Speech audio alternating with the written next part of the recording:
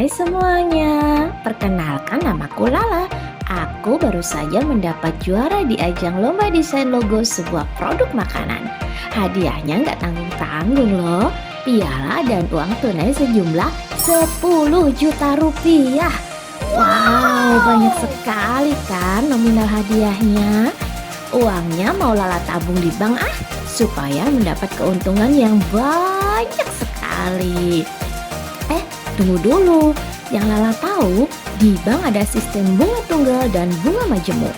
Kalau uang hadiah tadi Lala simpan di bank selama 5 tahun dengan suku bunga 7,5%, lebih menguntungkan mana ya? Sistem bunga tunggal atau bunga majemuk?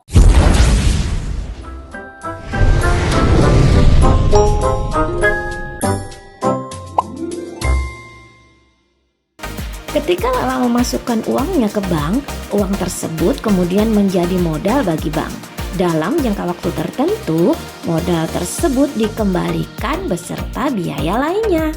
Nah, biaya lainnya inilah yang disebut dengan bunga. Ada 2 jenis bunga, yaitu bunga tunggal dan bunga majemuk. Bunga tunggal adalah bunga yang perhitungannya hanya berdasarkan pada jumlah modal awal selama periode waktu tertentu.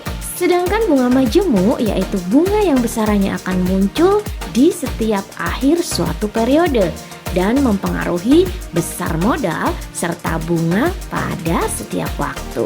Sekarang yuk kita hitung uang Lala setelah 5 tahun. Suku bunga 7,5% berarti 7,5 dibagi 100 atau 0,075. Dengan sistem bunga tunggal, maka perhitungannya adalah tahun 2022 Lala menyetorkan uangnya sebesar 10 juta rupiah.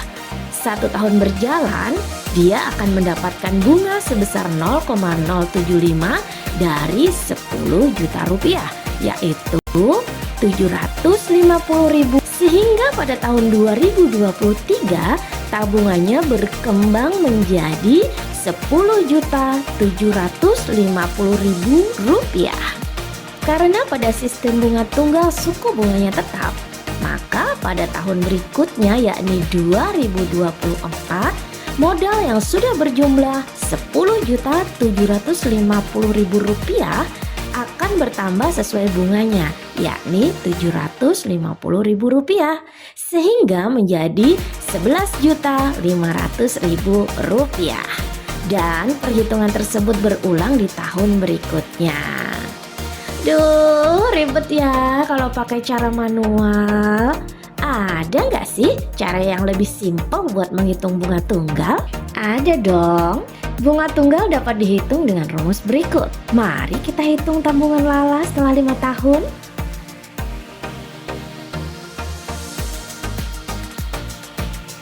Lalu bagaimana dengan bunga majemuk? Pada prinsipnya sama, di mana pada tahun pertama besarnya modal awal ditambah bunga sebesar 10.750.000 rupiah. Perbedaan bunga tunggal dan bunga majemuk terlihat di tahun 2024, di mana besarnya bunga tidak lagi dihitung berdasarkan besaran modal awal, namun berdasarkan nominal terakhir, yakni 0,075 kali 10.750.000 rupiah, yakni 806.250 rupiah, sehingga tabungan Lala menjadi 11.556.250 rupiah. Ini berlaku juga untuk tahun-tahun berikutnya.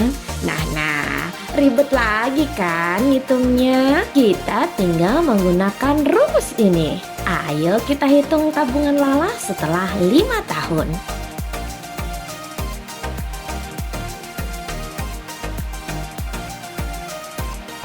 Dari 2 perhitungan tadi, mari kita bandingkan.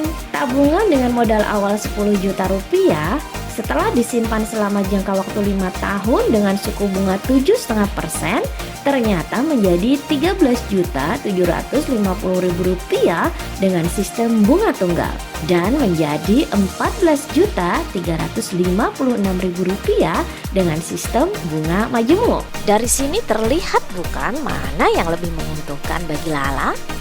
Ini dikarenakan bunga majemuk membungakan bunga dari periode sebelumnya atau bunga berbunga. Oke, balik ke pembahasan. Bagaimana jika bunga majemuk diterapkan dalam pemberian hutang? Hal ini tentu akan sangat memberatkan ya bagi yang berhutang. Setelah mengetahui perbedaan bunga tunggal dan bunga majemuk, maka bisa diambil kesimpulan bahwa bunga majemuk akan lebih menguntungkan ketika kamu berinvestasi. Jadi, gunakanlah uang yang kita miliki dengan bijak. Sampai jumpa di pembelajaran berikutnya.